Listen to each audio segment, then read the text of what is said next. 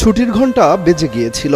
কেউ কেউ বের হয়ে গিয়েছিলেন ক্লাসরুম থেকে, তবে বেশিরভাগই ছিলেন ক্লাসের ভেতরেই। আর তখনই যেন কিয়ামত নেমে আসে কোমলমতি শিক্ষার্থীদের উপর। ঠিক ক্লাসরুম বরাবর ভবনে আছড়ে পড়ে আকাশে উঠতে থাকা প্রশিক্ষণ বিমানটি। উড্ডয়নের মাত্র 12 মিনিটের মাথায় উত্তরা মাইলস্টোন স্কুল অ্যান্ড কলেজের উপর আছড়ে পড়ে বিমানটি।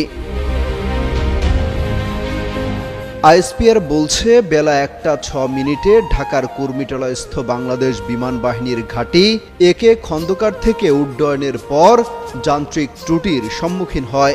দুর্ঘটনা মোকাবেলায় এবং বড় ধরনের ক্ষয়ক্ষতি এড়াতে উক্ত বিমানের বৈমানিক ফ্লাইট লেফটেন্যান্ট মোহাম্মদ তৌকির ইসলাম বিমানটিকে ঘনবসতি এলাকা থেকে জনবিরল এলাকায় নিয়ে যাওয়ার সর্বাত্মক চেষ্টা করেছিলেন।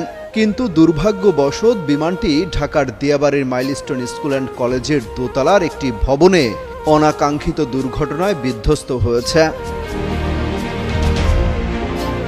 বিশেষজ্ঞরা বলছেন, চাইলেই পাইলট এই ধরনের দুর্ঘটনা থেকে নিজেকে রক্ষা করতে পারেন। তবে পাইলট তৌকির হয়তো চেয়েছিলেন শেষ মুহূর্ত পর্যন্ত বিমানটিকে দুর্ঘটনার কবল থেকে বাঁচাতে, সেই সাথে বড় ধরনের ক্ষয়ক্ষতি এড়াতে। তবে শেষ রক্ষা হয়নি, নিজের জীবনটাও দিয়ে দিলেন এই বিমান দুর্ঘটনায়। এই আকস্মিক দুর্ঘটনায় বৈমানিক সহ 19 জন নিহত এবং 164 জন দগ্ধ হয়েছেন। আহত সবাইকে বিমান বাহিনীর হেলিকপ্টার সহ অ্যাম্বুলেন্সের সহায়তায় সম্মিলিত সামরিক হাসপাতাল এবং নিকটস্থ হাসপাতালে প্রয়োজনীয় চিকিৎসার জন্য দ্রুত স্থানান্তর করা হয়েছে।